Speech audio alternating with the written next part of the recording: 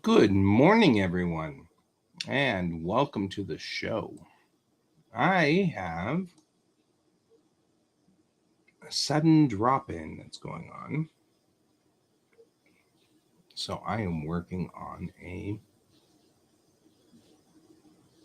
I'm trying to find the cover. There's the cover. So today we'll be working on a new and different project temporarily.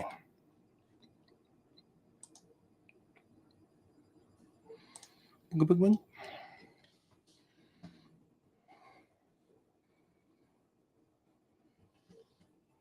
So the question really is,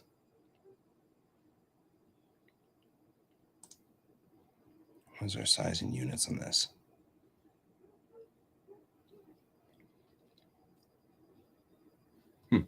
Okay, so we are working on not Silver Pentacle because I need to make a new folder. Ron sent me an email request yesterday and asked me to do a different thing.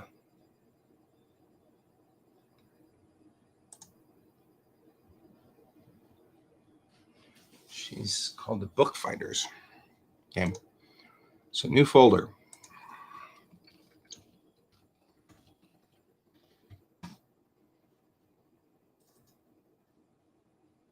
We're doing this.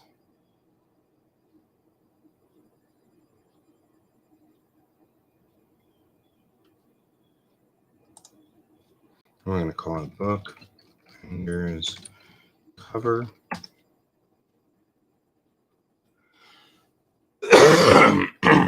Sorry. Okay, I need to go real quickly, run downstairs and get my coffee because I'm about to cough. That's what you get coffee for, coughing.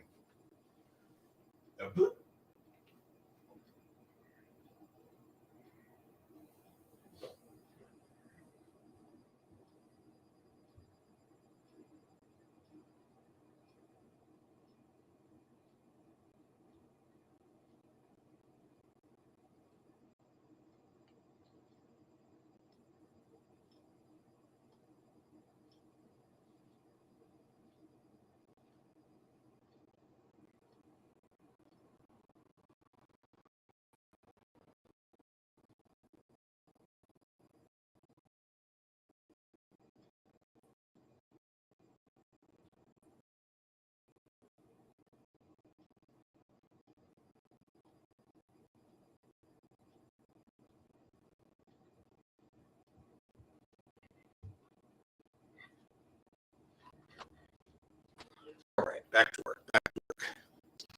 All right, sorry about that. So the problem is looking at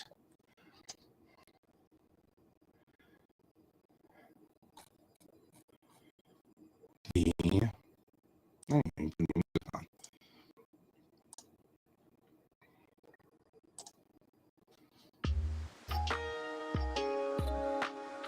already at 50% activity.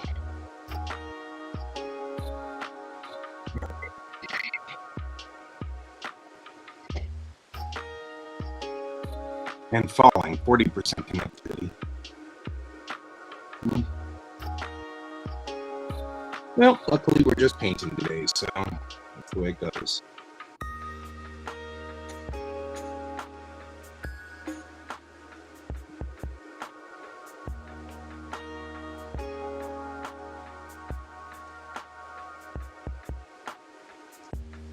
The bookbinders has this piece in there that they want me to mimic in my own style and make a cover for them. I want to find the master file that shows me what the sizes of the covers.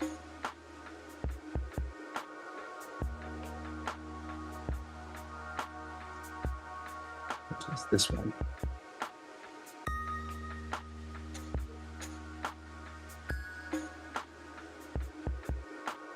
Except that it's not. He sent a cover at one point. The cover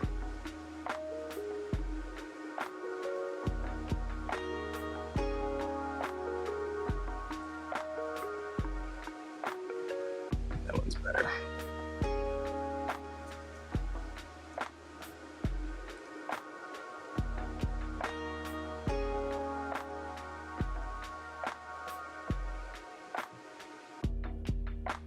I'm just going to make sure we're at the right proportions.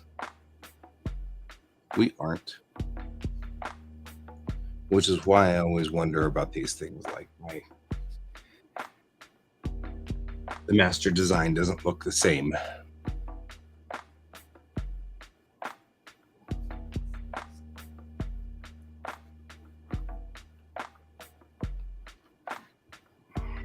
It's all right.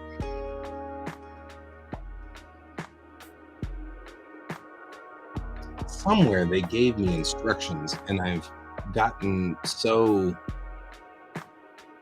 tangled up in this that I've lost their instructions.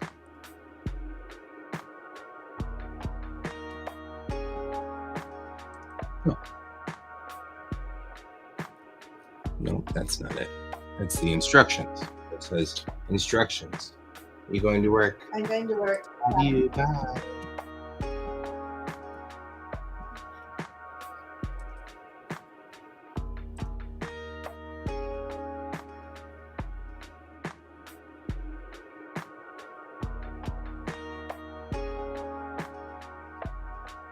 Not the instructions either.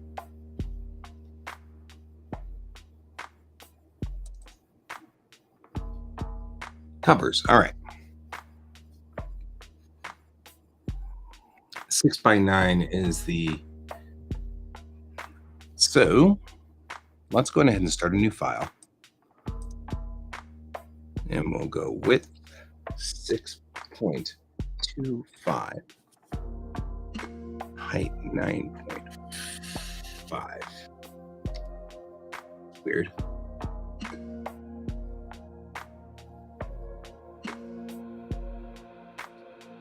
Should be 6.5 by 9.5, right? Because it's 2.25 on either side, which is weird.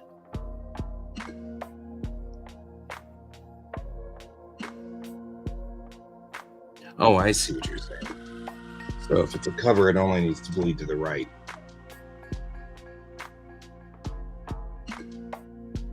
I'll make it 6.5 and give him bleed on both sides. That way he can cut.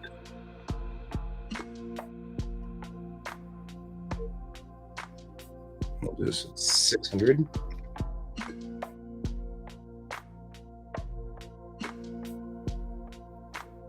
All right. There we go. Instructions in.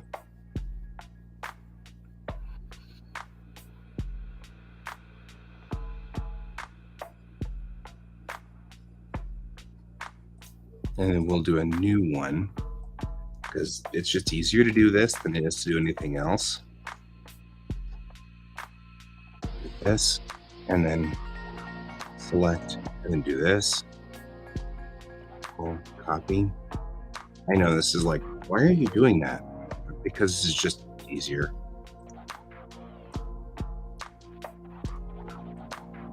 Right?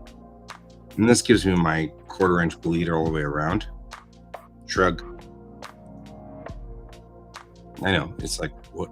Okay. Why would you do that? There's no snap, is there? I need snaps for my rulers.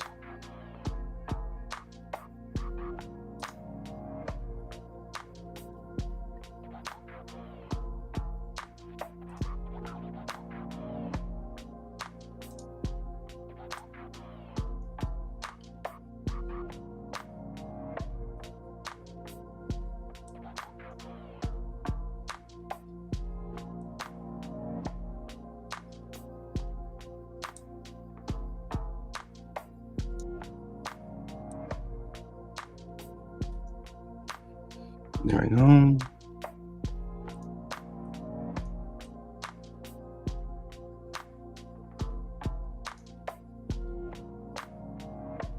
Good. All right.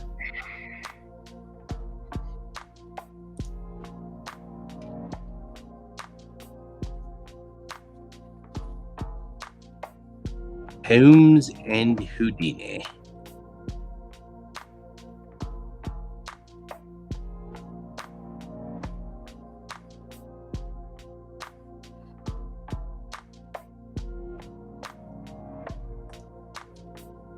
When it was a one-off, I wasn't worried too terrible much about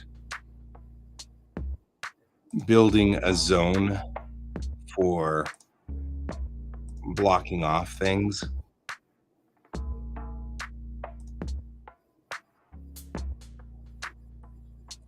But now that we're here,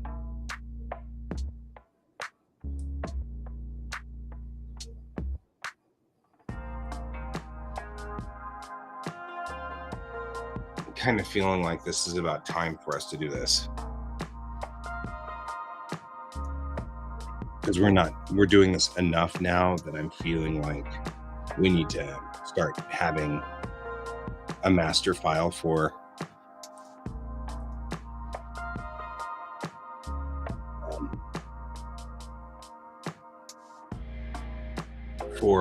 what's it? Airship 27. So I'm gonna set up this light blue, because we all know I love my light blue. I'm gonna say outline selection. Let's align with just 5 points, and we're gonna draw on the inside. We're gonna do that onto this layer, and that should give us, a blue outline there. Right. So if you see it, we give our safe. Right, that works. And we'll move to here. We'll do the same thing.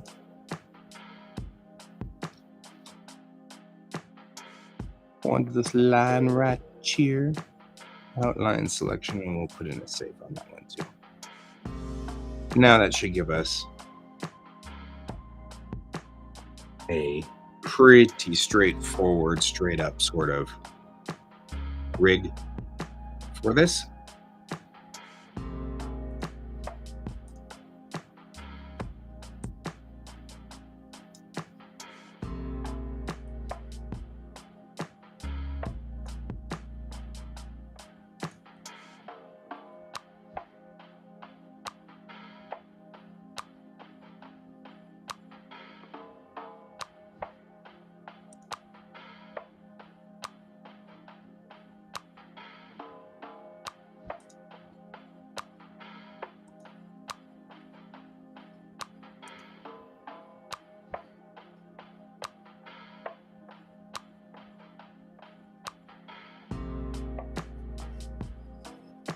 My door has been opened.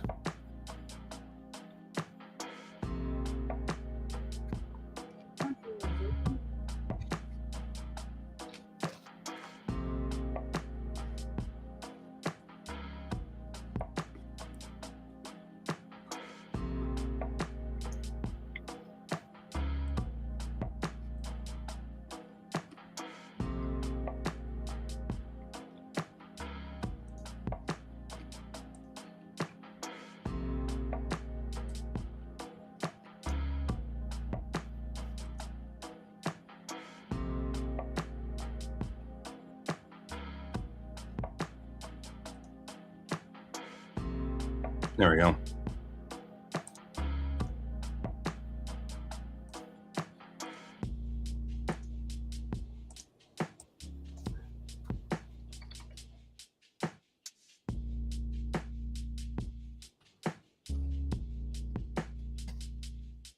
There we go.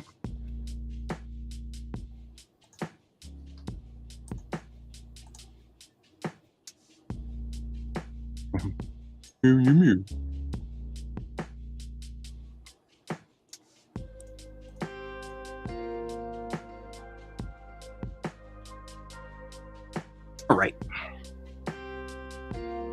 Now that we've done this, we'll keep that one going. I'm going to look at this guy here.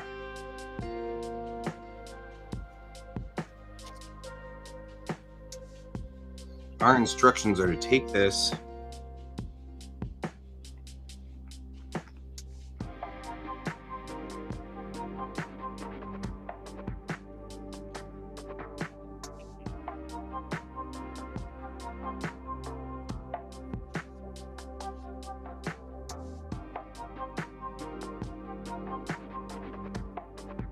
redo it.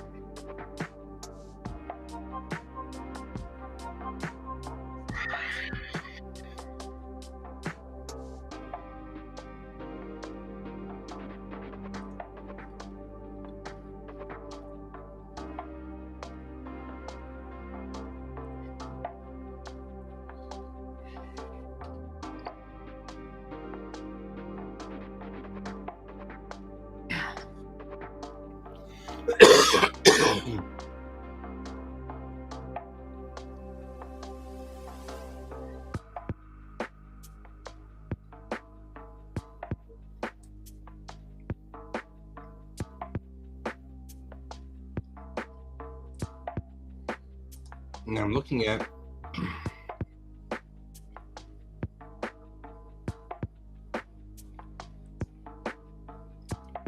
influential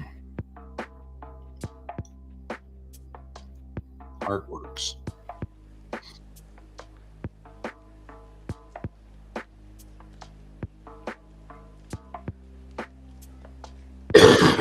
I'm having a hard time not joking.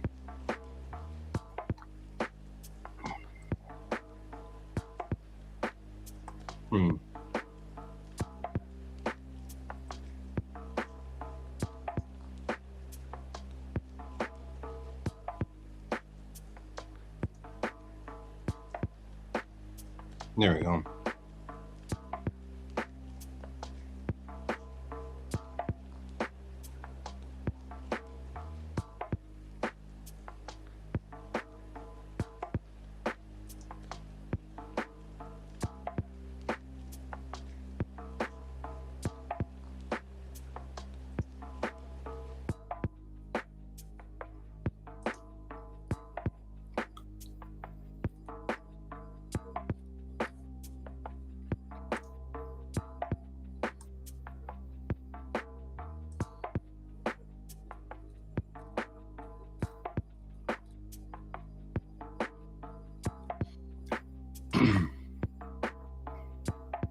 So I want to take the palette style of something like this.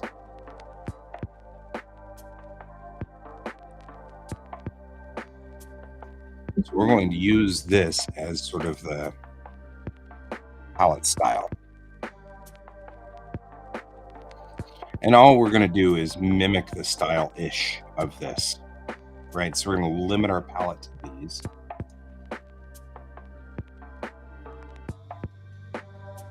Limiting the palette is something I'm not good at. And I'm going to try to do this time round so that I don't have to, because I do have problems limiting the palette.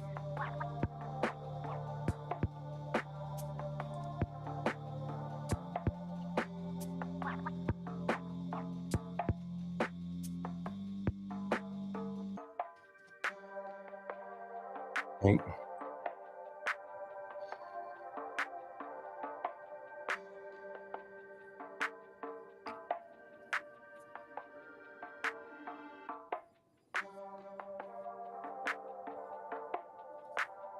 So we're going to limit ourselves to yellows and golds and peaches. And that's going to be it.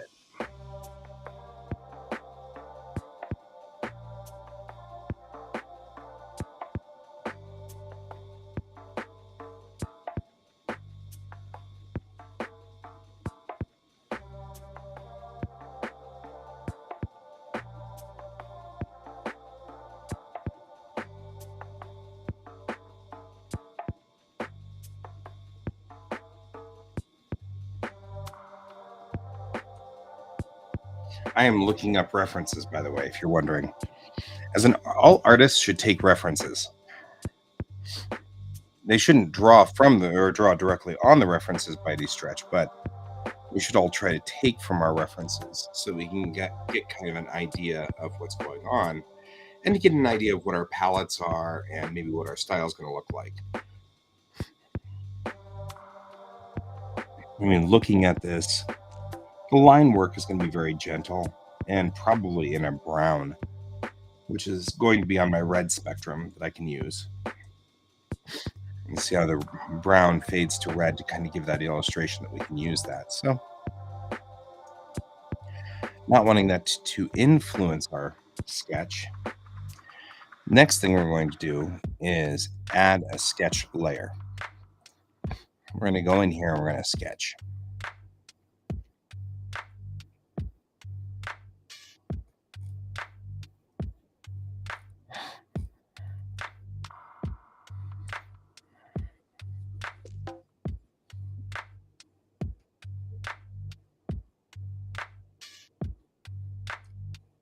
You're going to throw Doom bits at me? I don't know. I mean, Doom bits are fun. So, knowing where I am with this cover, I have up here, I'm going to have this zone that's going to have to be dedicated to the title. The imprint goes here, and then the author's title goes there. So, I only really can work with this middle space through here. I love Doom, by the way. It's one of my favorite old games. There was a patch for Doom once called Aliens TC, and I have never been as terrified in my life as Aliens TC. We played it one night. All of us it was dark. We turned off all the lights. All of us were networked together. I was in my 20s. And this was a big deal back then, being able to network and get all of our PCs to work together. All right. Knowing that this is the scene we want to reproduce, I want to be more dynamic. So I'm going to try to pull back a little further from this scene and move to the point where I've got the center of focus being the two characters in the center right here. And then one of the ninja right here, ninja-esque, and then one of the ninja right here. And just the core kind of pieces of them. They don't have to be, I mean, we can have the head and the body and the legs like so. But if we get too big, it's going to actually look like the same piece, right? Because this is going right through the middle of that piece. I don't like that necessarily being the point. I want to be a little further back. So I'm going to put this like this, where we've got kind of this guy back here.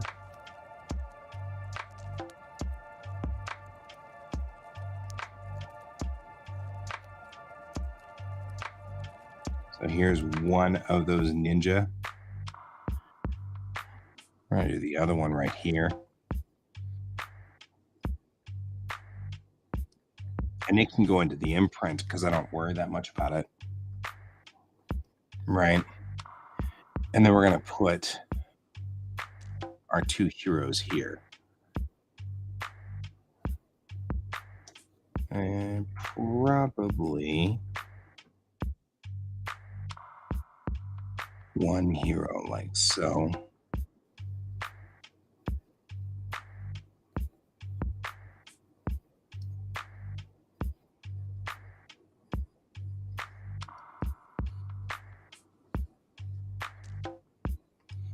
right? So we've got kind of, he's leaning into more of a martial arts stance like this.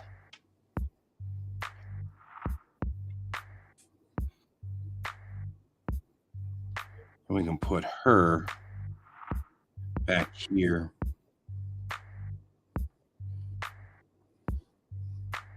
Also sort of more swooshy. So the stance that they're in this one's not very Shaolin.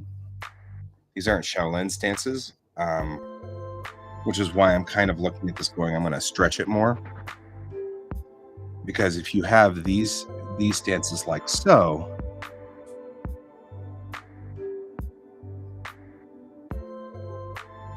you can do this.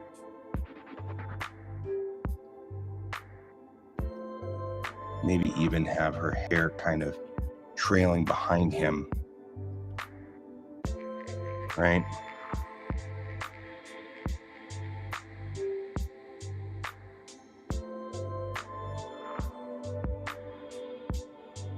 Like that.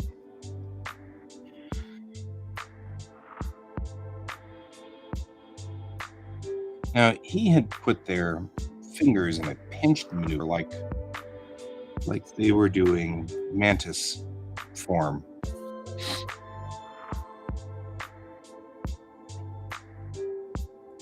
Now, moving here, I kind of see that the circle that we're dealing with, I want him to be moving backwards, like to block him off. Right? And those blades need to be threatening. Like how they mixed Chinese and Japanese mythology on this one. Not an uncommon practice.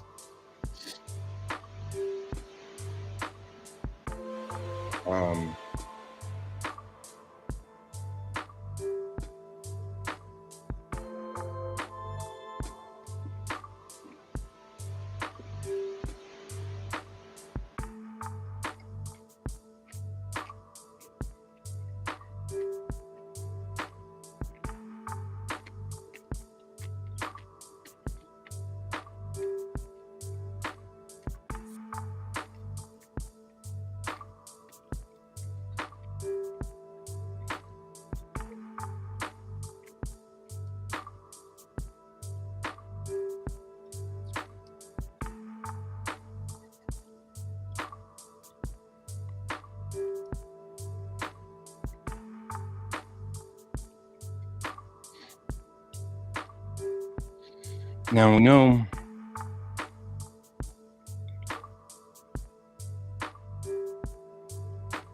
his eyes will be looking at her because she's scolding him.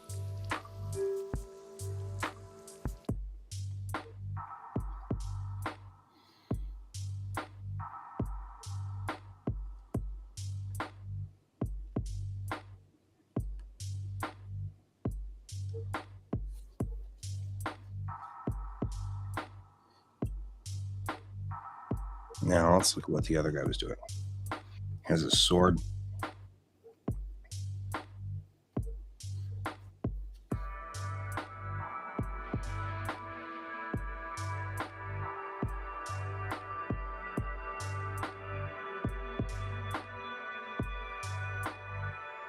Now, if you look at the way that I'm setting this up,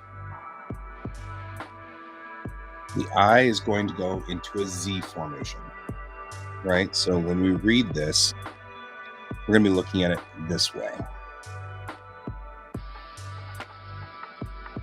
right? It's a classic Z formation, right? The eye goes this way through the title, down through the characters, into the imprint, and then out through the name of the author's name. So this is actually a great setup for this. I think what I will also do is put him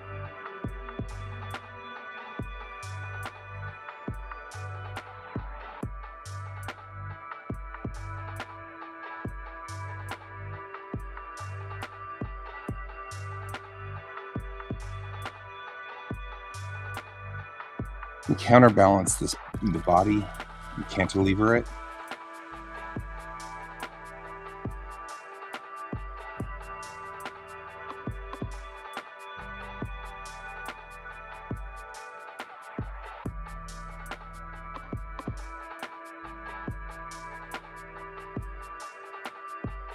Because he needs to be putting his blade up.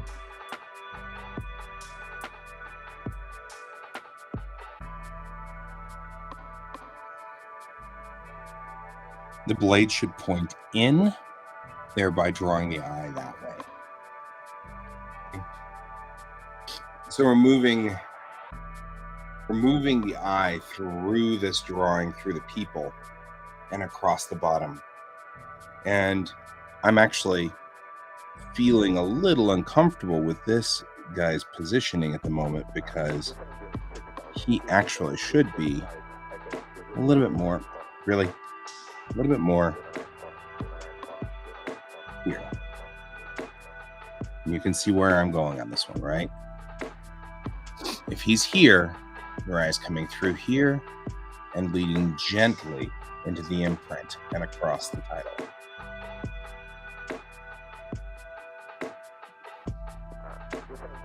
Just like that. This is what we call blocking. It's our first step coming in on this. We block out where we're going to be on this painting.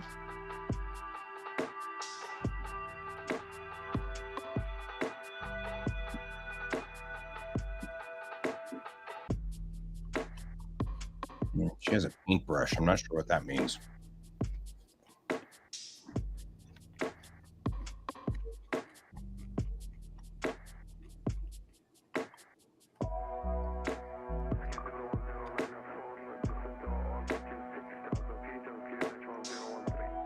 But regardless, a Shaolin form would be like this, with one hand up and one hand down. So her form, one length back. Okay, so she'd be holding this hand up. So I'm going to put this hand here.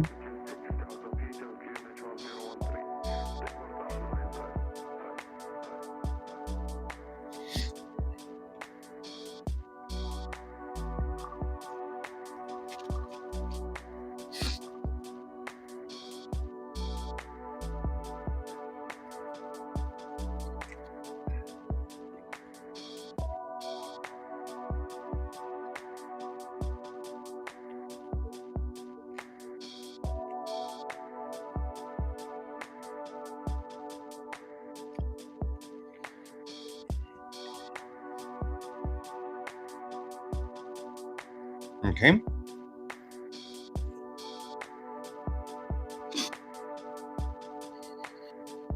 I feel like my blocking is pretty good.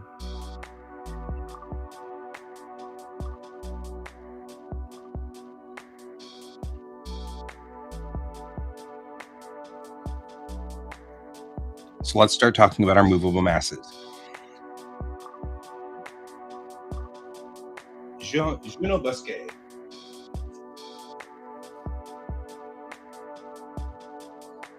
talks about, in his book, Anatomy for the Artists, which is a big book, and it's a heavy book, and it's one of my favorites, Anatomy for the Artist. Juno Busquet talks about what we call the movable masses, and he's duplicated by Bridgman, who also talks about movable masses. And in what he's saying, in essence, which the page is totally washed out, here it's very hard to see, is you start with squares, right? Squares and cubes. Anybody can work with squares and cubes. When he talks about building the body, it's effectively 3 blocks, right? Juno Busquet. Man, I love living in Busquet's world. Right, George? George loves living in Busquet's world, too. George is the cat. I have opened the door because it's a lovely temperature outside of 17 degrees Celsius. So, Journal Basquet talks about our movable masses. We go in here and we look at this. And if we want to try to describe where the movable masses are, we've got one here for him, right? And his hips are going kind of like this, right? We have this leg coming out like so, with a knee there. And this leg goes here and there, right? The head is tilted. So it's going to be like so.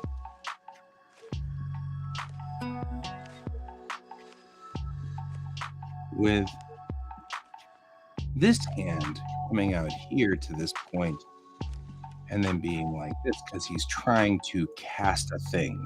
And this hand is coming out to here and coming back to here, right?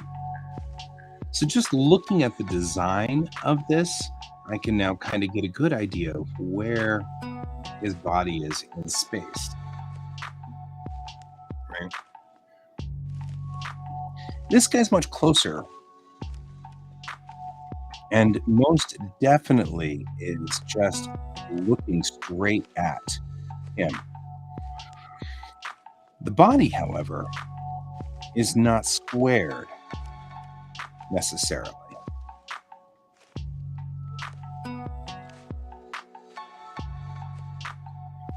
So most of the reason that we do this is to double check our proportions.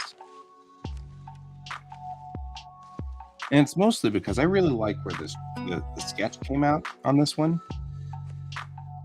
So I'm not likely to want to change it much.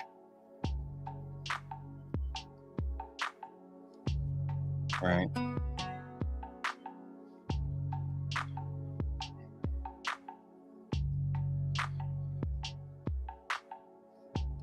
There's the claws, right? This guy's hand is in front somewhere. Probably right here. Be my guess, right? Now we're, oh, hey, you can't see anything because I haven't switched back to the monitor. We're doing boxes. I'm like, hey, look at me. Oh, wait. Right? Now we're kind of just doing in the movable masses. There's only 3 movable masses in a human. There's a square up front, a top, and then a bigger one for the chest, and then a smaller one that's wider for the hips. Okay? And she's looking back at him, so I'm going to want to take this movable mass like so. This is where using movable masses is useful. It's not going to make sense for her to be flush with him, right? Because her head's turned, right? If we put eyeballs on there,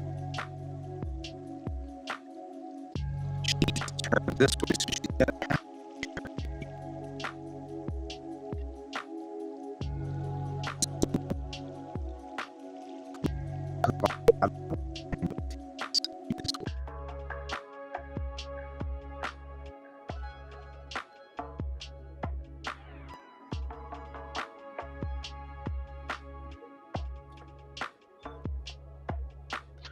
now, she's putting her arm straight out, like so, with this arm up.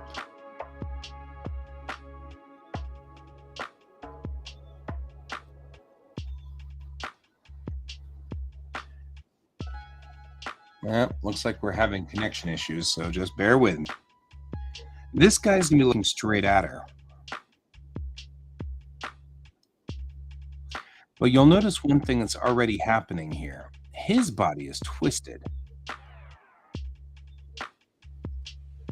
because this shoulder is higher than this shoulder. And that's going to counterlever his hips. His hips are going to have to adjust.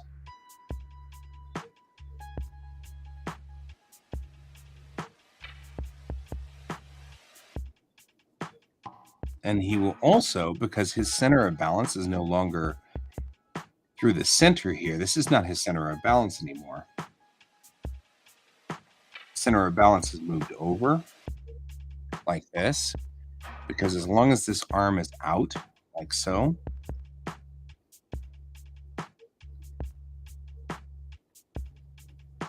right, he's going to be doing this. The other thing we need to remember is that his sword's coming back. Okay, so it's coming back. We don't hold the swords out like this.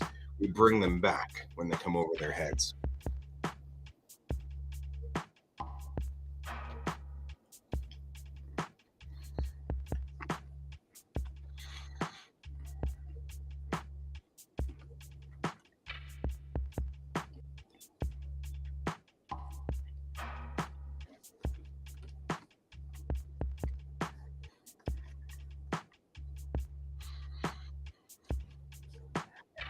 There we go.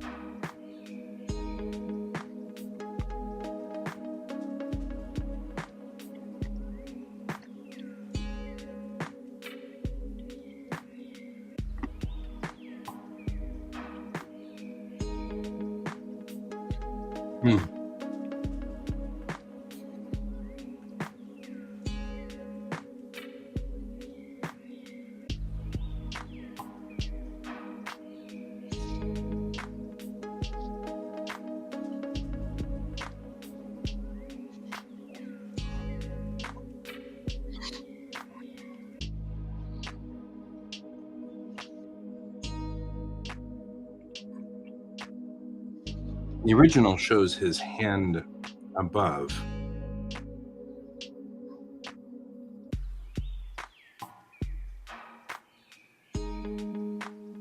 And you can see we've got the same S curve that the original artist put in here.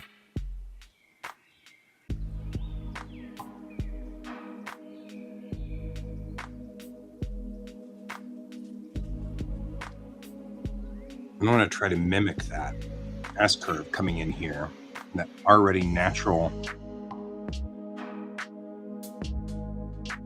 alignment.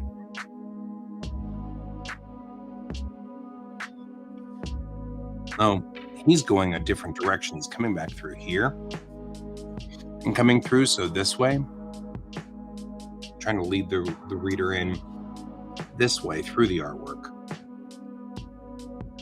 Here, let me put it a little harder. He's trying to lead the reader this way through the artwork in a natural S curve. And I'm doing a left to right S curve, which is leading them this way.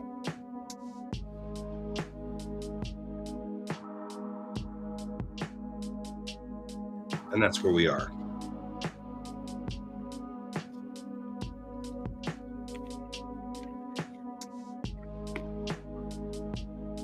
All right.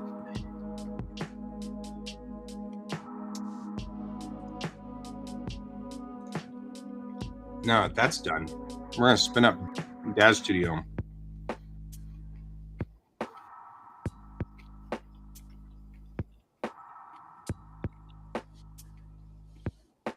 And set the rig.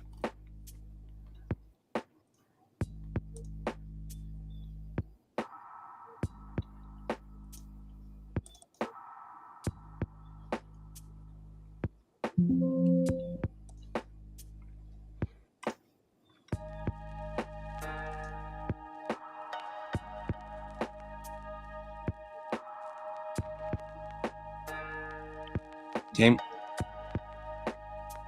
Looks like we have one female, three males. in the scene.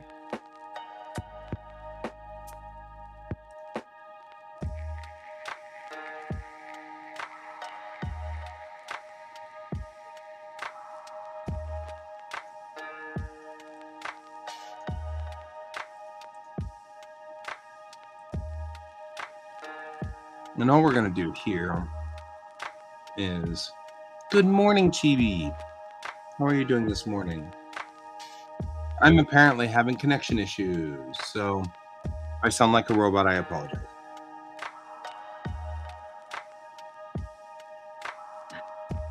We have a book cover to do this morning. I got a message last night from Airship 27 that they have this book going to print relatively soon and it needs a cover. And he wants me to just pretty much mimic this picture. Gifts for a dingo. Well, that sounds like a thing. So I went on ahead and I'm laying it out. This is where I want it to be, I believe.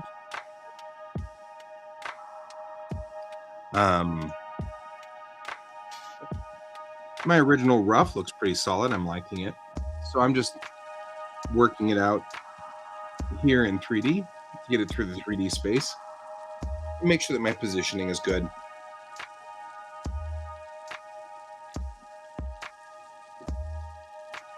Because I know that I have somewhere in here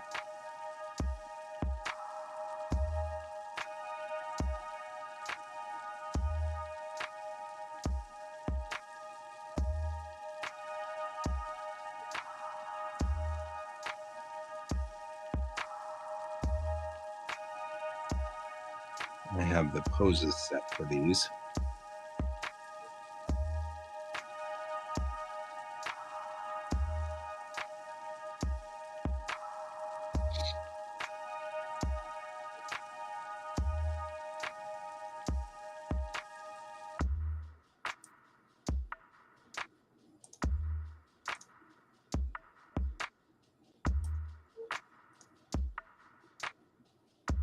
So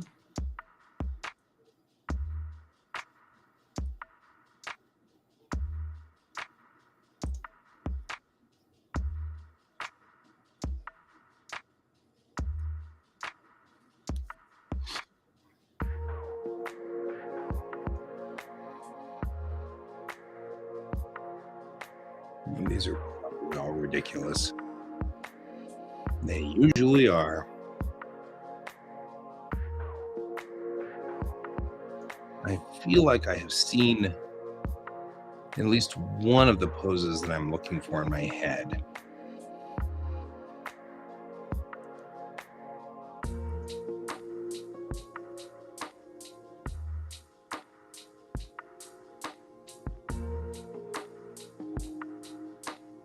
But who knows? Maybe I haven't. I usually like to start with a pose that's already mostly there. Ah, there we go. Like this one's mostly here already. In fact, mostly she is already set for what we're looking for to some degree.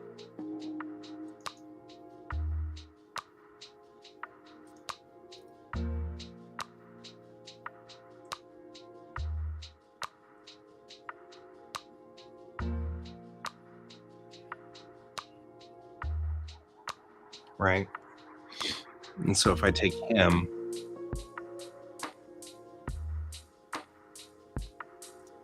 and put him like this, and that's relatively close to the position I'm after anyway.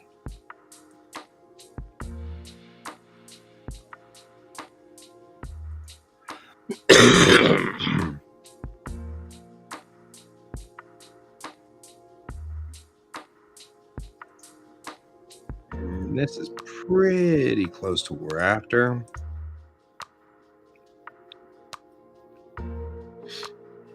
Except the standing poses.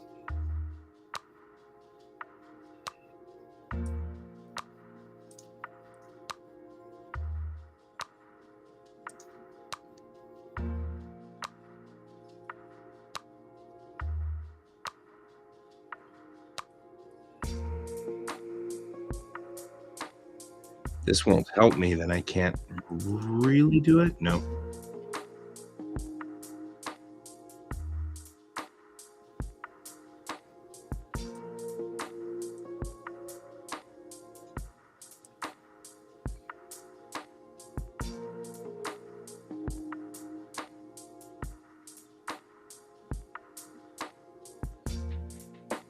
And this just gets us a good positioning on where we are with things.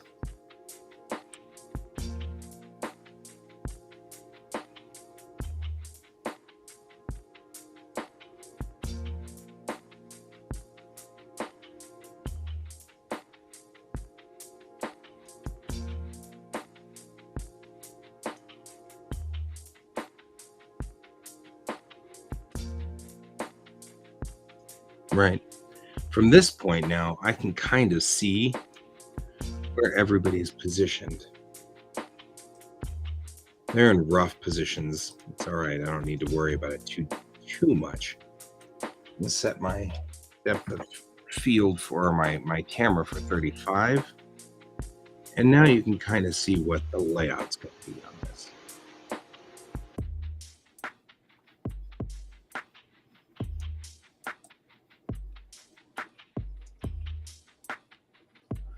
Right. Now we can kind of talk a little bit about its setup and where are we. I don't know if that's the right one.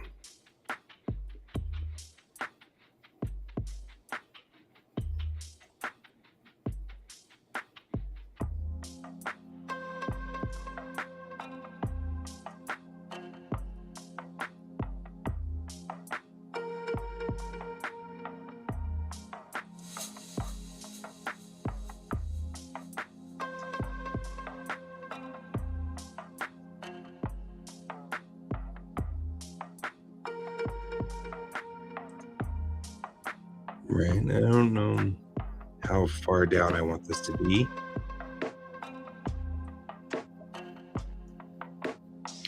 Look again at the master on this.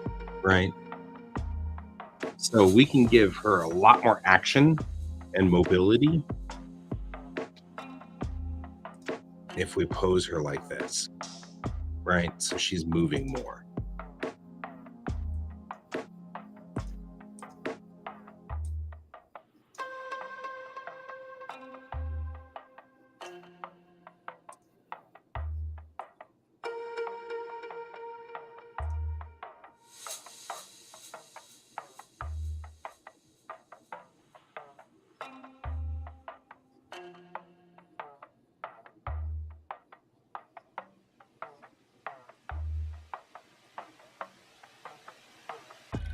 He's doing some kind of hummy, huh?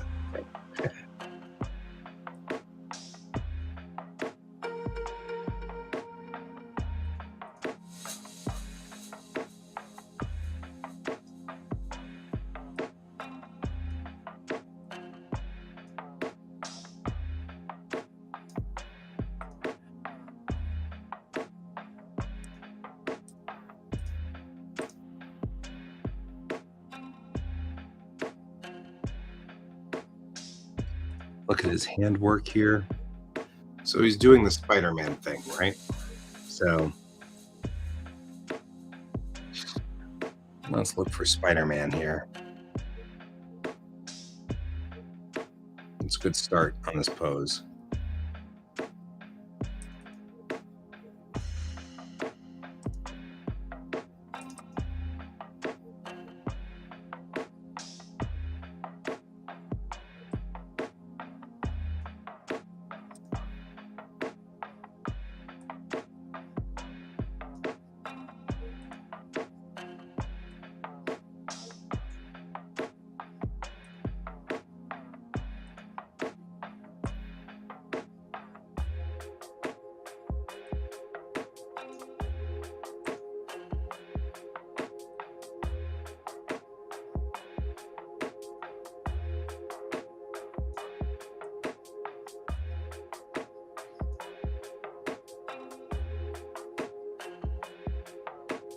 There we go.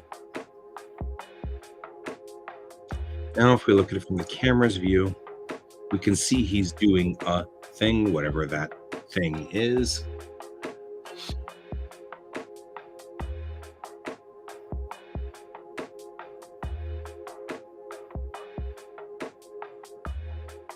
Now everybody is more active. They're moving more, right? So this works to make it much more of a dynamic shot. If I bring it back to 20 something, like so, we're even more in a dynamic shot. The problem is that at this point, at this range, this guy gets pretty far back. So when we get closer and then bring that camera in, like to 55 millimeters, they do get closer and more intimate, like so. And I just have to be very careful not to, got to remember that my safe is only 6 inches wide and 9 inches tall. So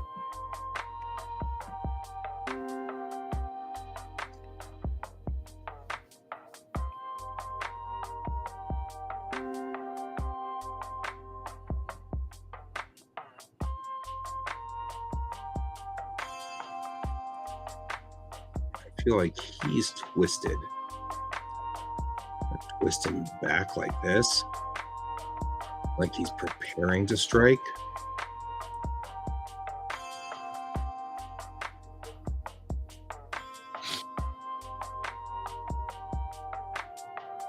Because I feel like, I don't know, I almost feel like he should be in a, a strikey pose too. He's super bizarre. I never thought I would ever use these poses.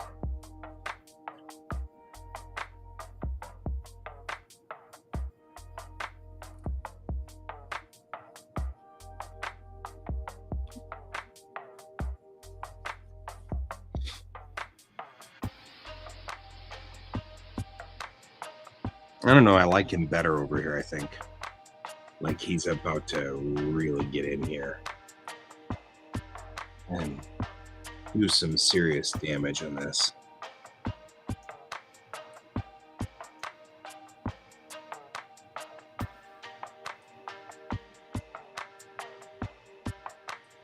All right, now we're going to look at this from the point of view of composition. We want to follow our composition, so we're going to move him in, we're going to move him over. And the idea is, I get to rotate on that. No matter what, we want all of these guys to follow that backwards S curve. We've come through the title above. We're going to come back through their heads to all of them and then drop down below this guy at the bottom here. His head, he's going to be below here. Here's going to be the imprint. Here will be the title of the book. Okay.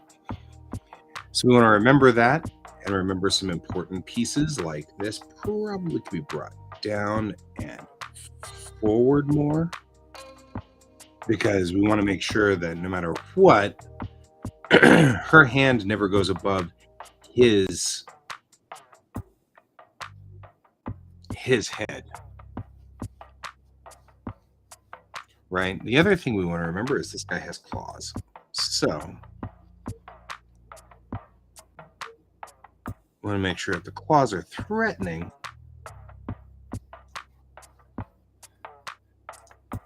Let's give him a fist for this so we know what those.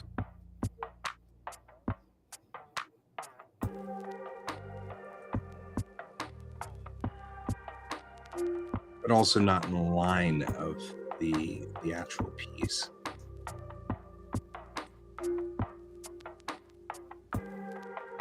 There.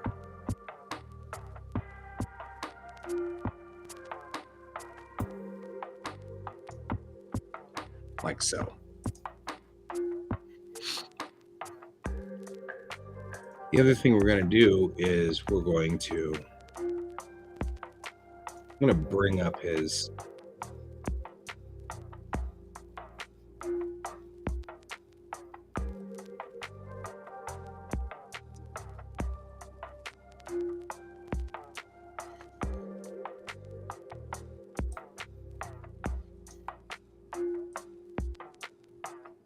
give it more of a Spider-Man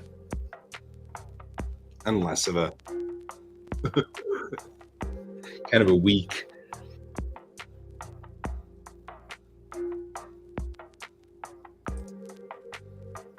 Okay, moving along with this guy.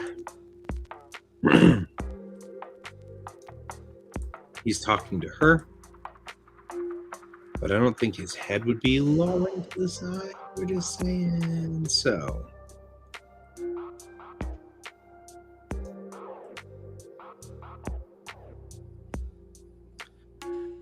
Now, this guy is specifically said to be like a fish. So I'm going to make his shape narrow.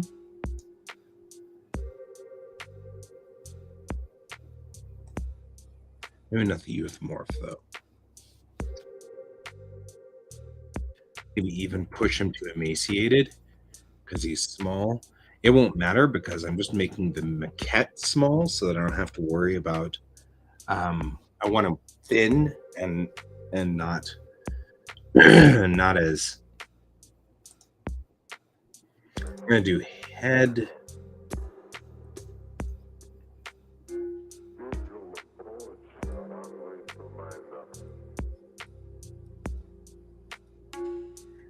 See if we've got a. Because it won't matter. I can fix it when we get to this stage if I really wanted to.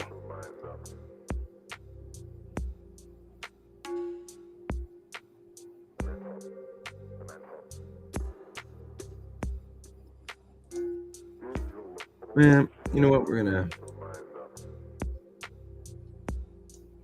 let's see if we can't, with her left hand, give her that mantis look we were working on there.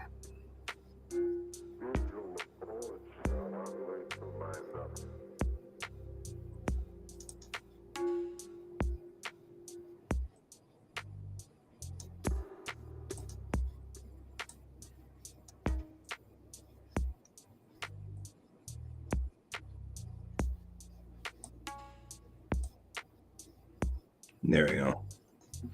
Just pulling that up to a mantis so that she's clearly fighting mantis style in this picture. I feel like she's doing some kind of mantis style. I don't know what the brush does, though.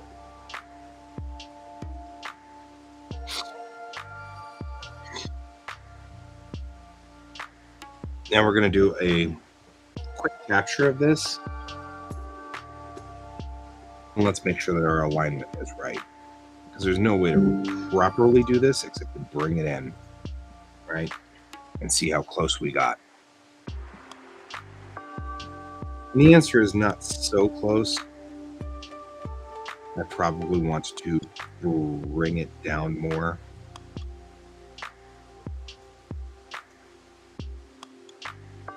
Or bring the camera over to the left, right? So more like so that they're more in alignment like this. And that moves this guy so that he needs to be here and then moved over to here.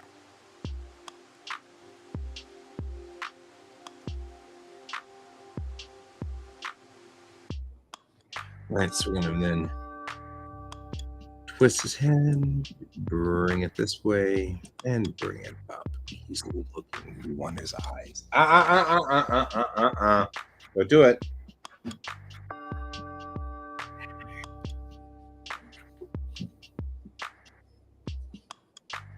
I start hating things.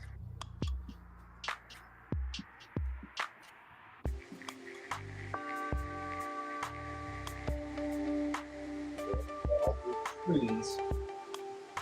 Sorry, George is clawing at screens. I have a bad cat spray for that. That's this thing. We're dealing with George when George does the things. Okay, I brought them more in line. Control-Shift-S to do a quick screenshot. Okay. Let me come back over here. I'm going to paste this in. And we're just going to keep doing this until we're good and happy with this. Right? Because this is closer. Problem is, I like his foot, so I want to keep his foot in alignment, so I'm going to move him next. Right? But we're closer on this side. But the out of position guy is this guy. Right?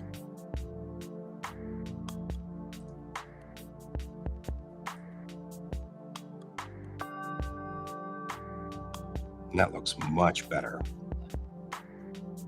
Right? Putting him here places the feet in alignment to the right side of the page. We're going to have to move him again. We always do. Right? So we'll move him here and then move him here. That should give us exactly what we're looking for. We need to move this in just a little bit, like so. Move it back. Actually, we'll move this forward.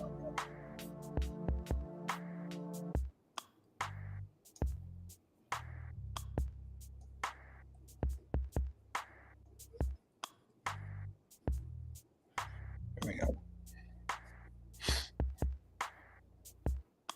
And now we're looking much more like the composition that we want, right?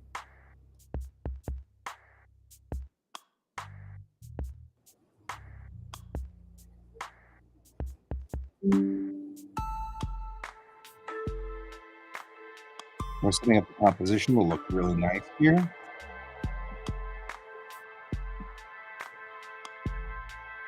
There we go.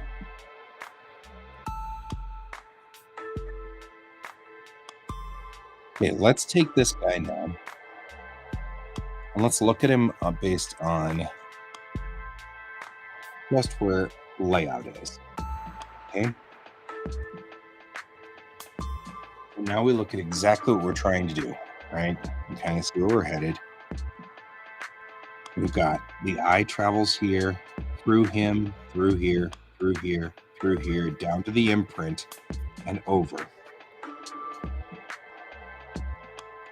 Which means that our reading alignment is good.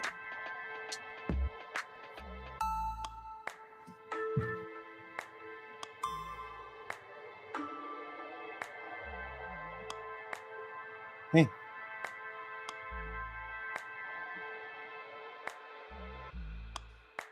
Okay, so now we go in and we do the next step.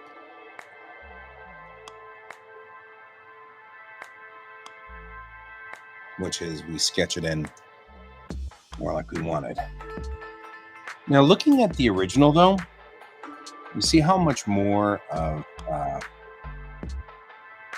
a ground pose I had on it and how much closer I am than what we have.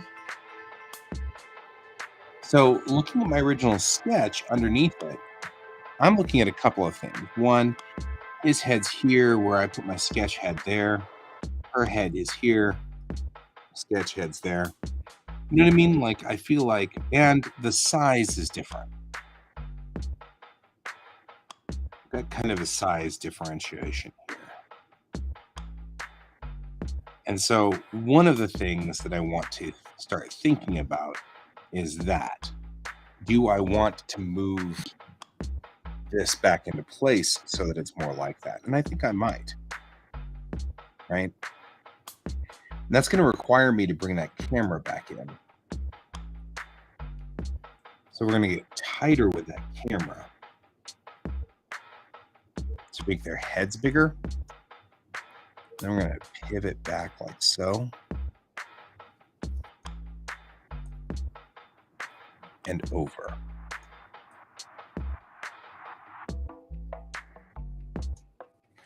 Then I'm going to bring this guy over.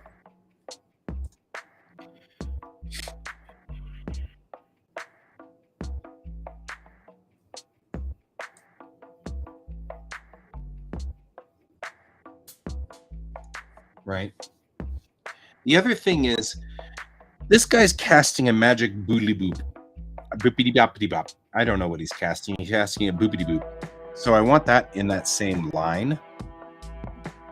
So no matter what, this is between this.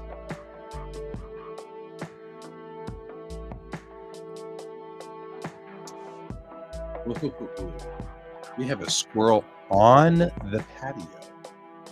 And George is fascinated. And the squirrel is fascinated. And they are fascinated with one another. It's one gutsy ass squirrel. I'm gonna take a picture of this. This is hysterical.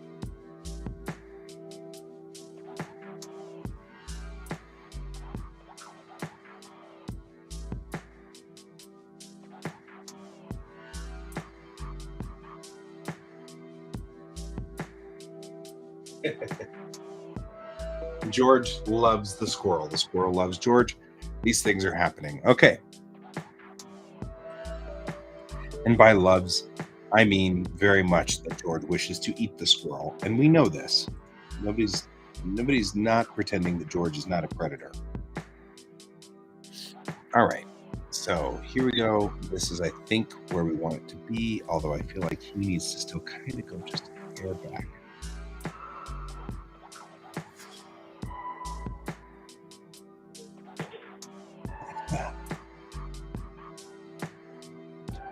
Now she needs to move just a hair back.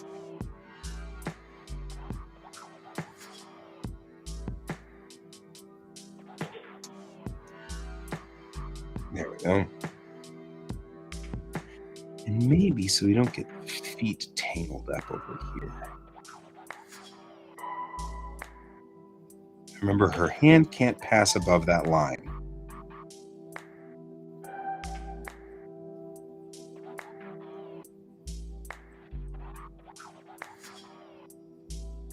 She maybe needs to be slightly smaller.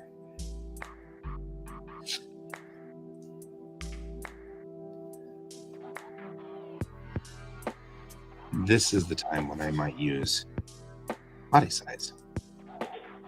No.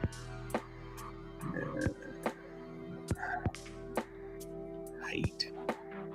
You know, the best thing probably would just be bring her down a little bit in size. There we go. We need to do the head portion. Check. There we go. Just like that. So now we'll go ahead and do this.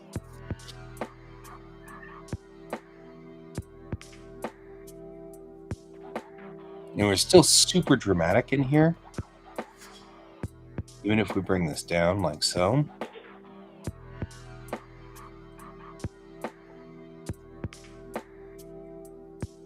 Now he feels more like an outlier and less like part of the design.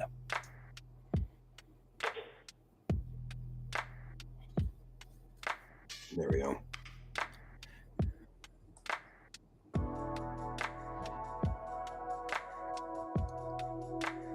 And notice I'm trying not to have a converging tangent between those two.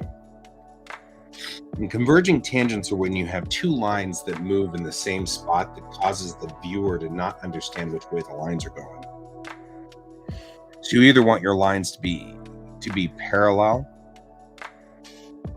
like these, or perpendicular, I mean, like these, or you want them to be disconnected, like those, so that way the tangents don't line up. Okay.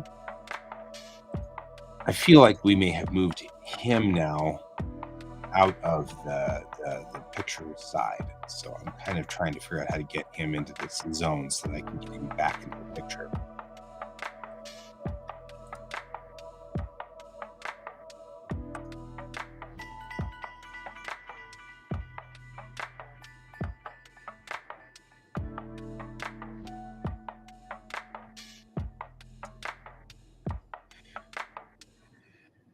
I don't know.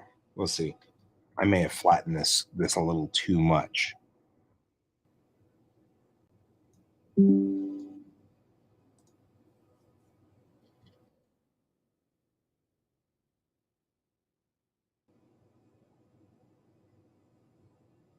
Music just died. The day the music died. I was horrified, by the way, when I learned what that song was about. All right. So now I'm okay with this positioning, this positioning, this positioning. I find it ironic that I moved him this way to get him out of the way of the position of that particular picture, and I actually moved him into a spot that I don't want. Everything else is fine. The whole 9 yards is correct, except for now this guy, this dude, who needs to be moved over now.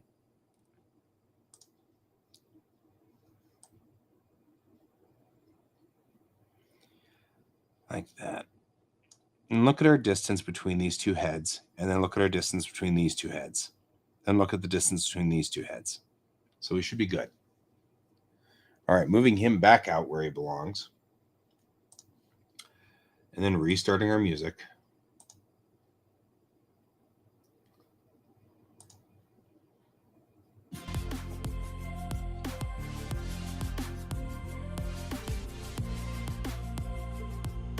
Still making sure my composition's solid.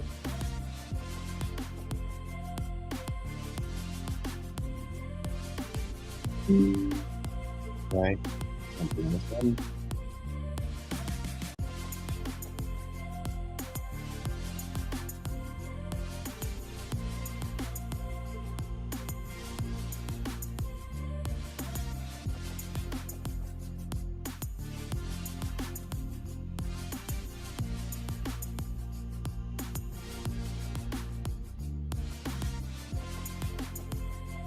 And there we go.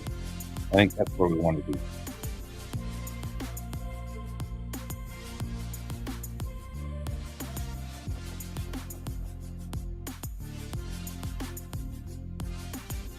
All right. So we're looking here. Send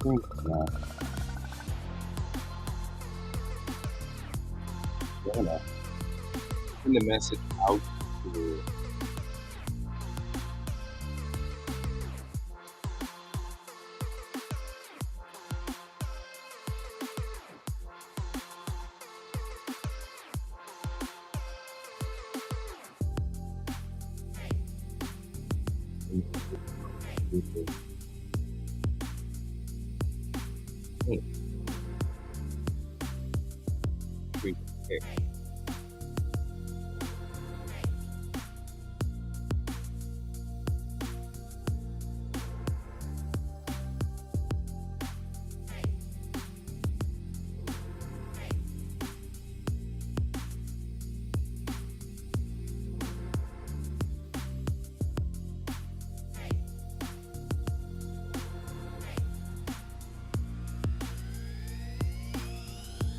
Oh, right.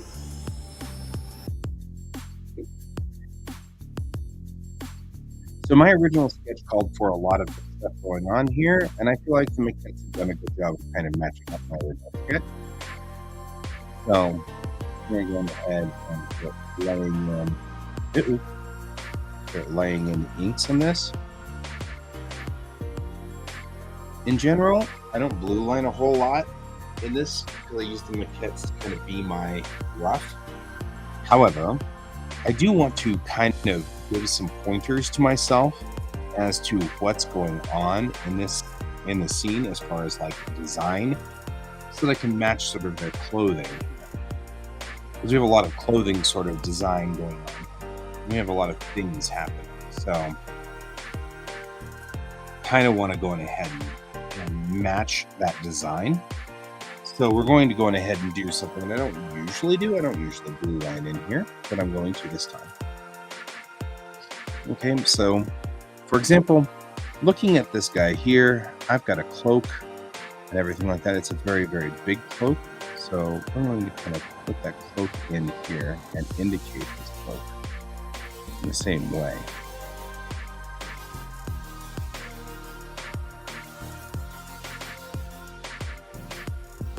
Right? So I'm going to go on ahead and just indicate that the cloak exists.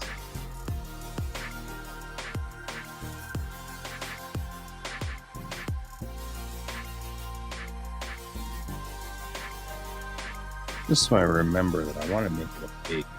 poofy cloak because he's got that going for him.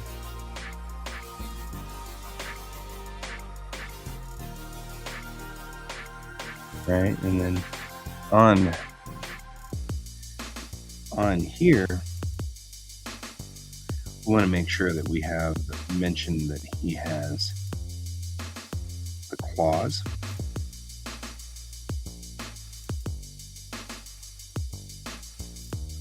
Which will come out in an angle like so. Just make sure that that's in the design. But whenever I do this, I don't forget these important pieces, as I often do. So we're going to kind of pull this back. Kind of go through here.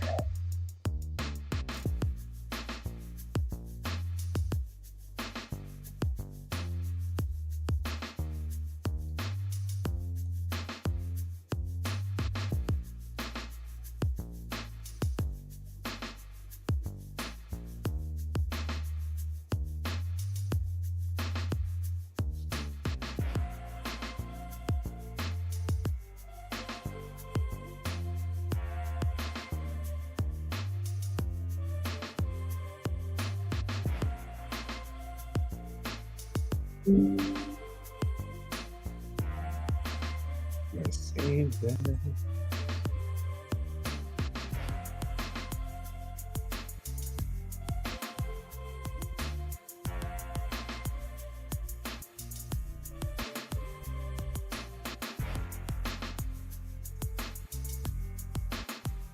Eight years ago, huh?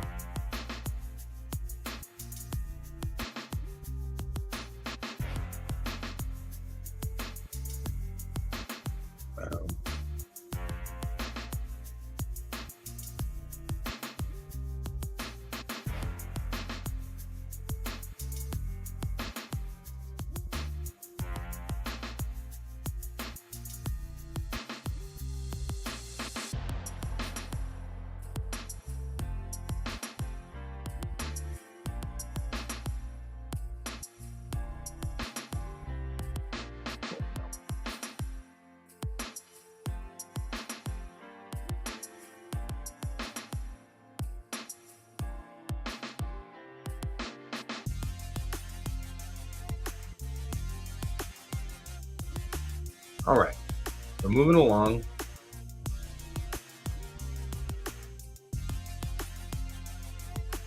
Kind of going through here, doing the thing.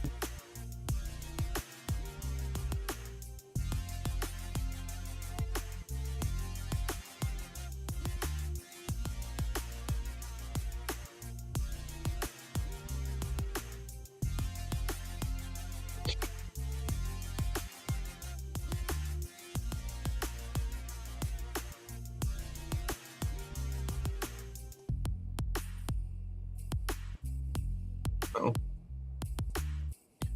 closed one too many things. Okay, looking back at the artwork on here, that's not it.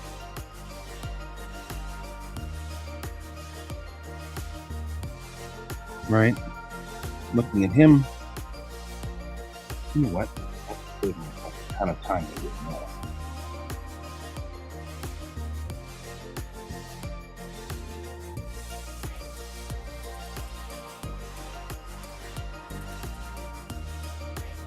I like this picture. Somebody's done a really good job on that. But I think we've saved it already.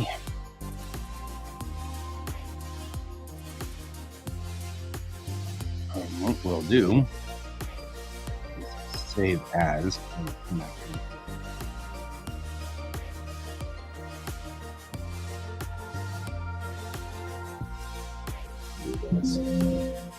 Better.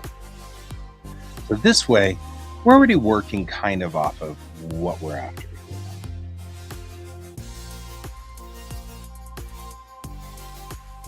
Dang, I just lost my Chinese picture. Given my color codes.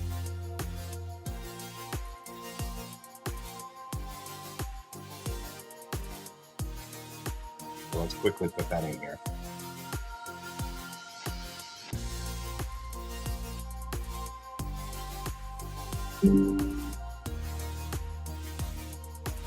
That's our color codes. We don't lose them.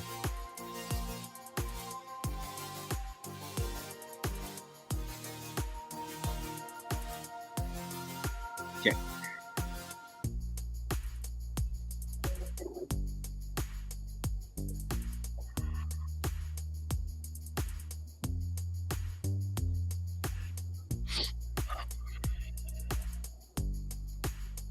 All right.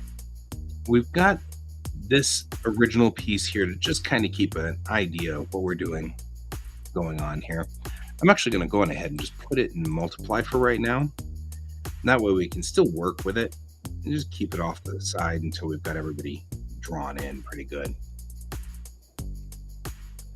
So this is our blue line.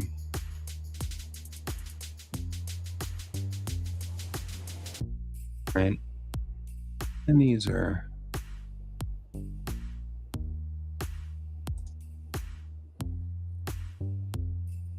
I don't know what that is.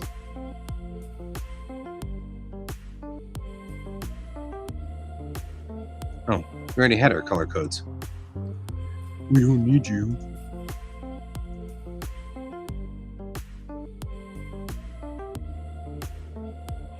Okay. So we can keep that going there. And this is our ink.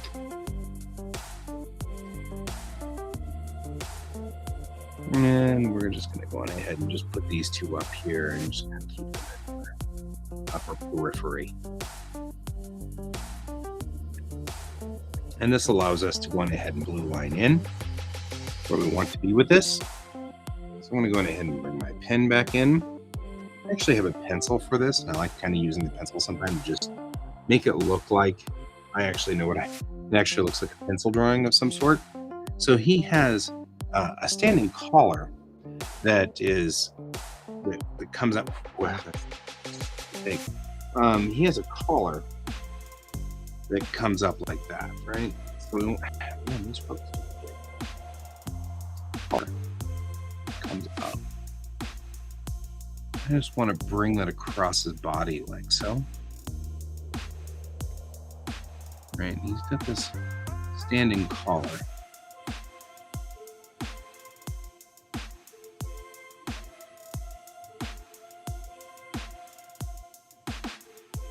And all of these illustrations indicate kind of like all of their cuffs come back in.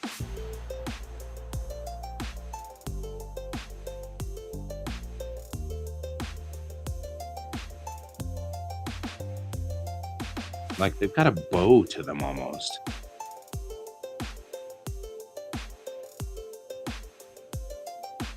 Right? Actually, I'm not liking doing this at all. I would rather have this in pen. So there we go. I've got kind of a bow going for them.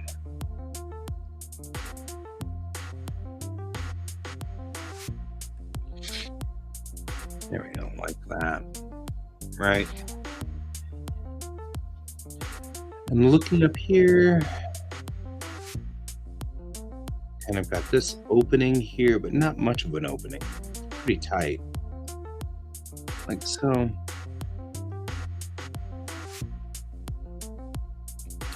And his face up here is weird. He's got kind of a widow's peak going for him. But he's intentionally weird. He's apparently was a fish at one point in time. So we're going to have to give him scales.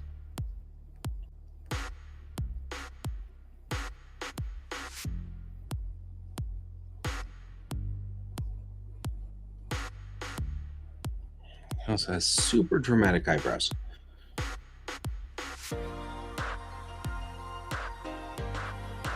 And a very narrow face. So no matter what we're doing here, I'm bringing this face in quite a bit.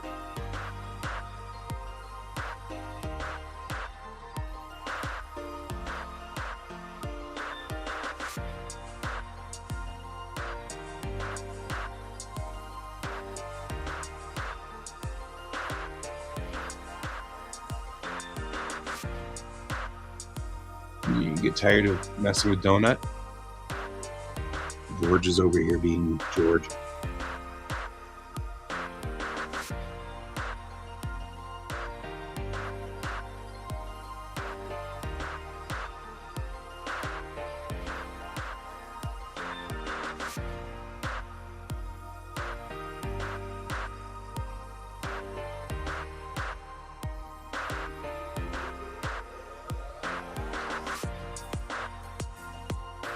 Right, and then we'll bring this through across the top here, like so.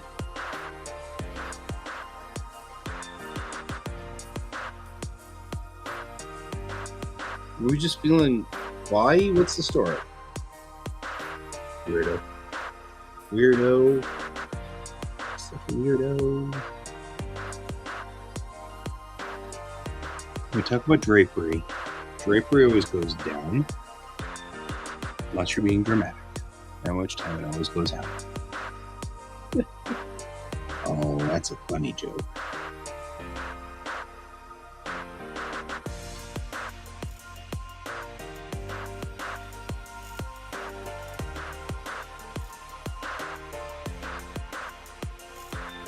Okay. And she has a pretty severe face in this picture. But she also has an older woman's hairstyle, and I'm trying to figure out whether that's because she's older or whether he just gave her.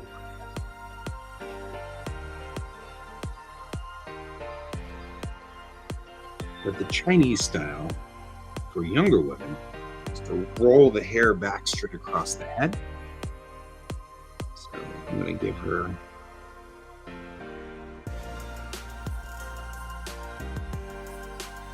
so.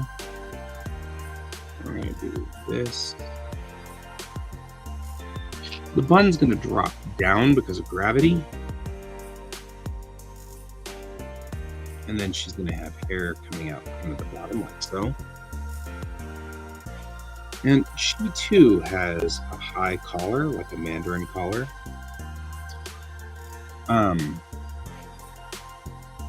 Anytime it's Chinese folktale, I think I'm, clever. I don't know what this affectation is on her clothing, but I will put it on here, and I'll put it on this side too. All right, I'm kind of going across the back here. You can kind of see where we're going with this. Again, I'm gonna bring that down. So, and the sleeves are big because we're Chinese, and Chinese is always about big sleeves. But it is bowed up at the end here. You can see that we've got quite a bit of it bowed up. So let's go ahead and put this here. So wherever it's lying on this, it would lie like so. It's not totally bowed up, but it is bowed up a little. Don't do that. No, don't do that. Don't do that. Why did I lose my pen? Okay. I'm going to go ahead and we're just going to put folds in. This is a stress point in the fold right here. So we're going to do that. Right? And then I'm going to go ahead and just drape this way. As if it's falling off her sleeve as she comes around on this one, because the drapery, of course, like I said, drapery goes down unless it's dramatic. At the time it goes out too. And then we'll put our arm up like so, and we'll call that for that one there. Right? Kind of making sure that these guys match the drawing. And I feel like, actually looking at this, I feel like whatever that affectation is, it goes with this, with the back of her dress. So we're going to come back along the back of that. Not quite a kimono, but it's pretty close. So we're going to put that here, and the sleeve comes out of there.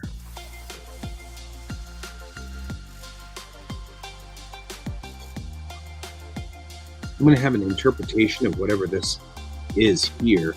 We'll pull that interpretation out at some point. So we'll do that.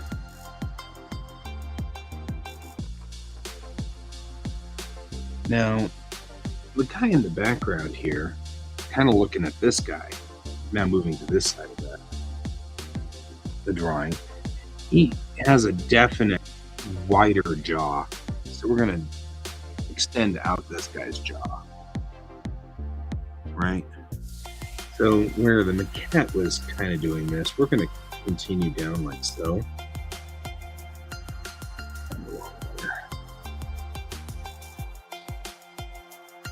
And we're going to come down like so. We're going to come out and give him more of that wider jaw so that he matches up here.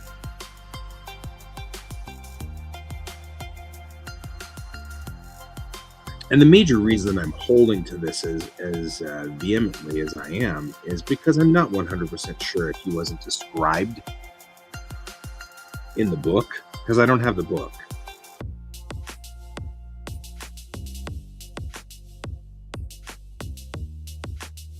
So we're going to match as much as we possibly can. Now, it does seem like the style of the artist is very much to put widow's peaks on everybody. Oh man, you want scritches? You want scritches? Come here. I'm not chasing you all over the room. If you want scritches, I'll give you scritches. You're gonna have to come to me.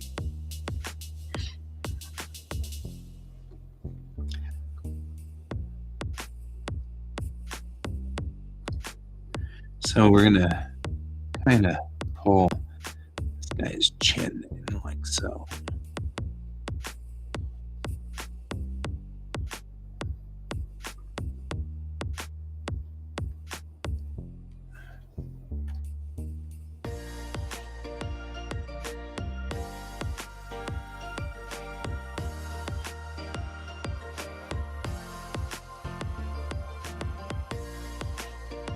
Okay.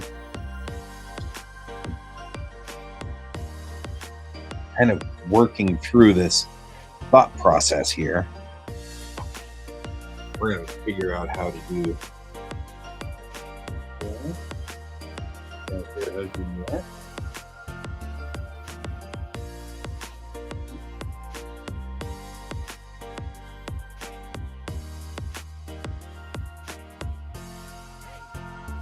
Is it some George time? Take a George break. Quantified George break. We'll make sure that George visits with us. Oops. There we go. And make sure you come up here. There we go.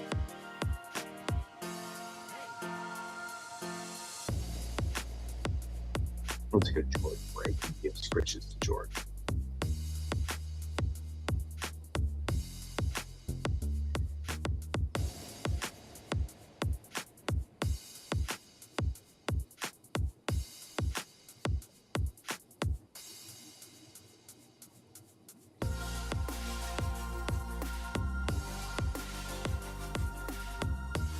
George is a good cat.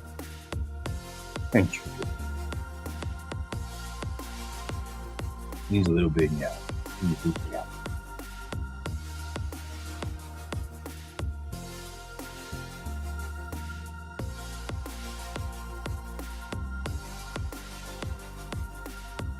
And George a moment. Okay.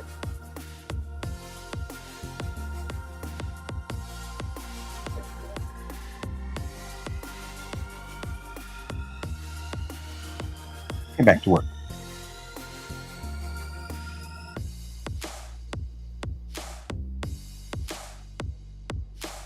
And this guy, for some reason, has Fu Manchu collars.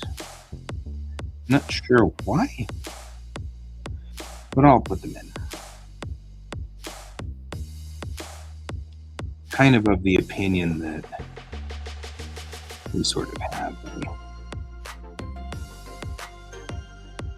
Like I said, kind of a mix of cultures. It is pulp, and pulp tends to lean into those. Make sure we. No, we do not need a guide. Thanks, though.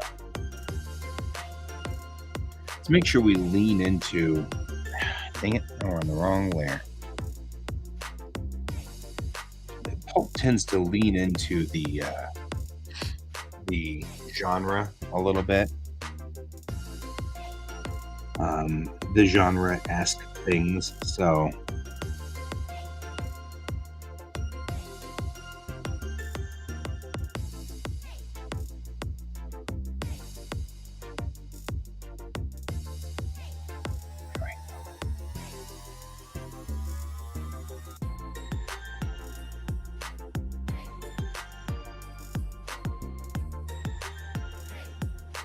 Sometimes I think that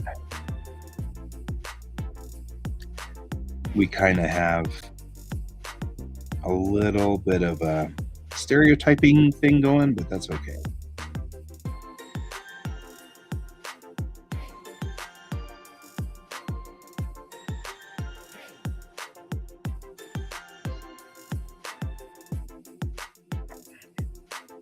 So we'll go ahead and just bring this forward. I'm not going to say anything that he doesn't have an OB.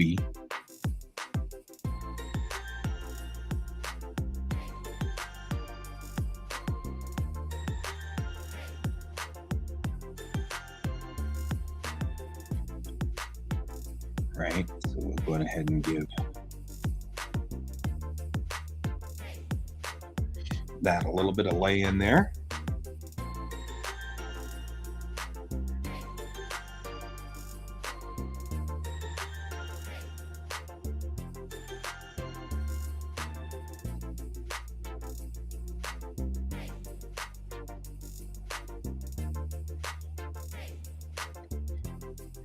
And since they are ninja-like,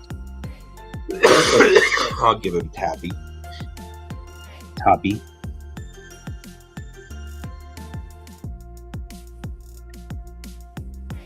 Again, we'll lean into this a little bit more. And the stress point's here, so we're going to bring all of our folds across like so.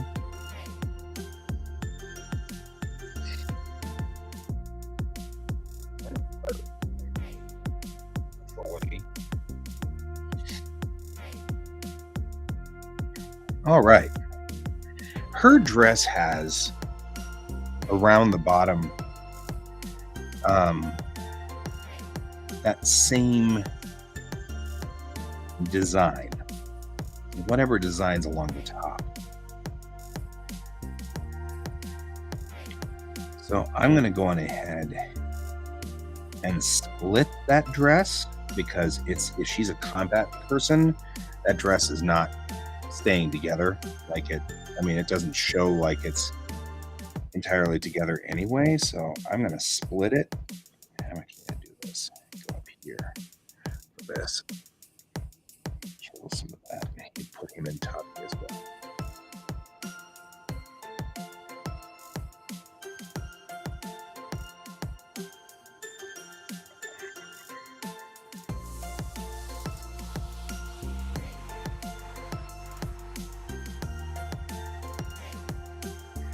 Now I'm going to watch out for convergence, because now I'm seeing, we'll go in line of what's doing what here.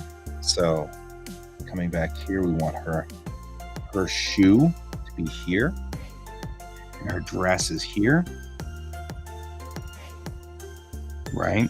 And so here's the pivot point, pinch point. So that's where that dress is going to drape from.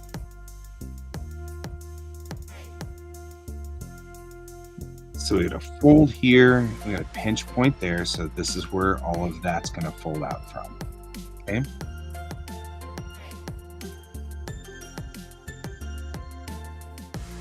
When you do drapery, that's the way it works. On the same token, though, I want her other foot here to come across like so. And we're going to use whatever pattern we use here, we're going to use here. So we're going to put X's in here to remind me that this is that pattern. And you can see why, because otherwise I'm going to get confused at some point that there needs to be a pattern here.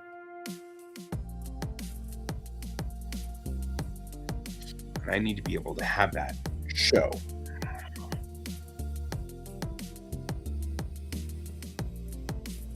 Okay.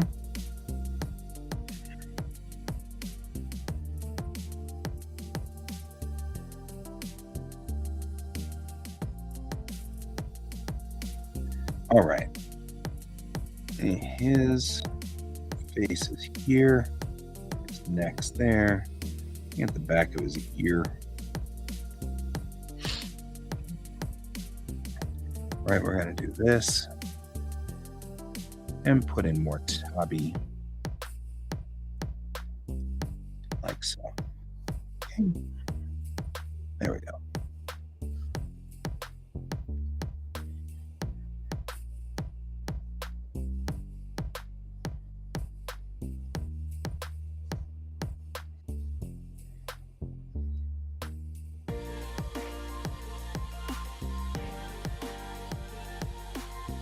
There we go. So that's where we are on this one. Again, I'm kind of looking at, he's got sort of a tunic going. So I'm going to do this and pull that tunic down and over like so. And again, with drapery, it doesn't go, it goes this way until it's dramatic. And then do something else. Right, so there's that tunic, sort of holding in that position.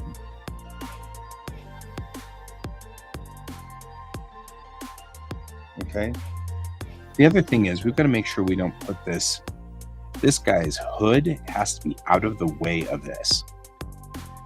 So we're going to do this, and then come back around like this, because this is the thingy he's trying to conjure, and we want that to be visible. He's conjuring a thingy. It's a thingy. I don't understand. I didn't read the book. I'm just redoing the existing cover. Now with this, let's go ahead and just put in her face.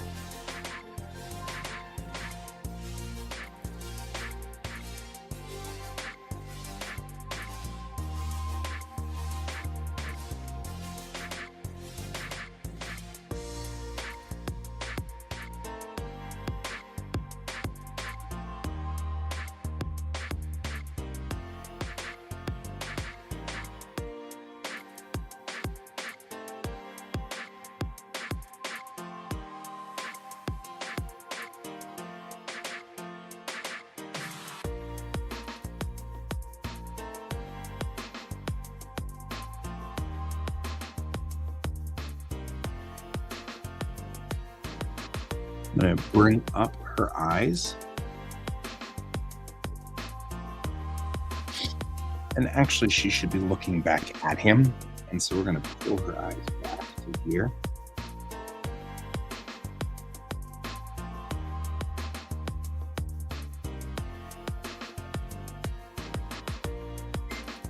There we go. Forward.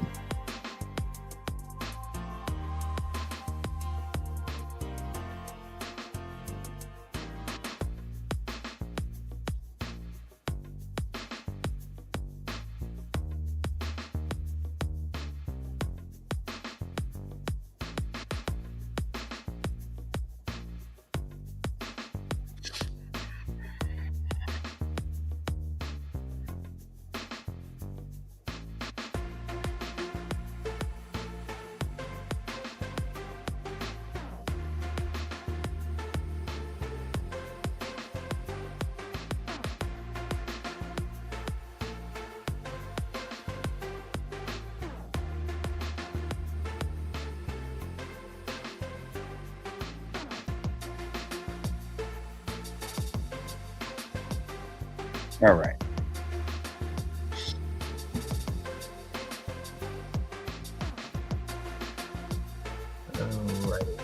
6 minutes left.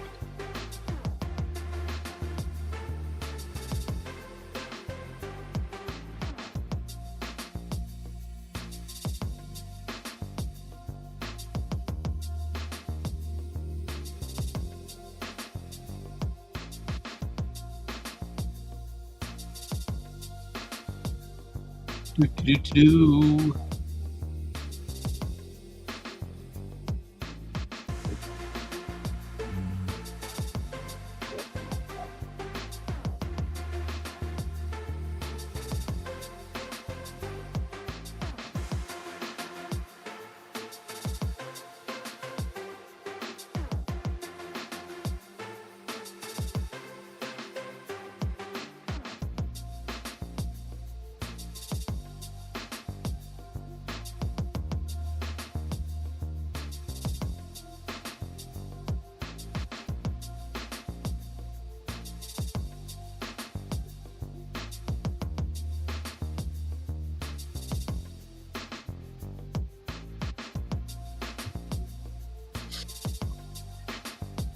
There we go.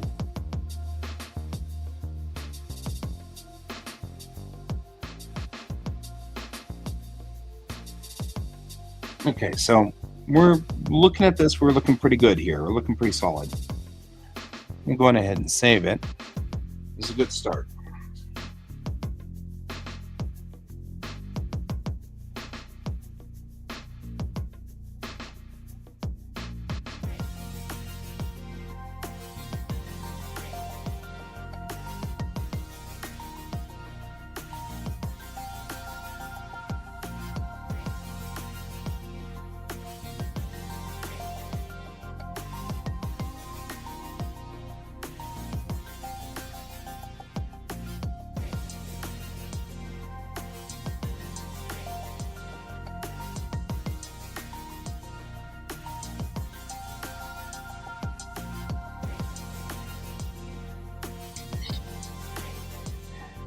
There you go.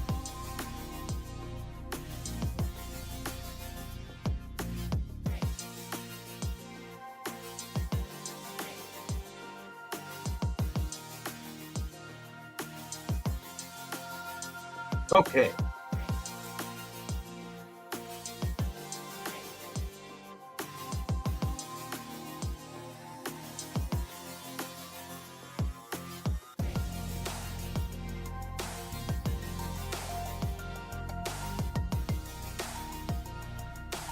Alrighty. Alrighty then.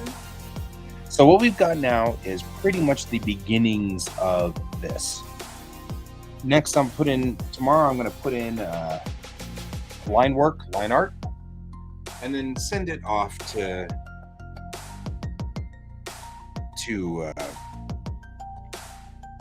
Ron for approval before we start painting in. And then hopefully, I might actually do the line art a little later on today just so that Ron can see it so we can get a jump on it.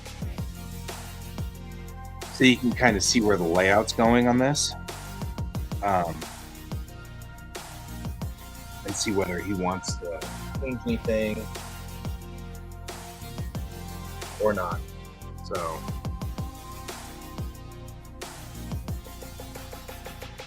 that works. And I think we're doing good. We're on a good start here. Good start. Good start. Okay.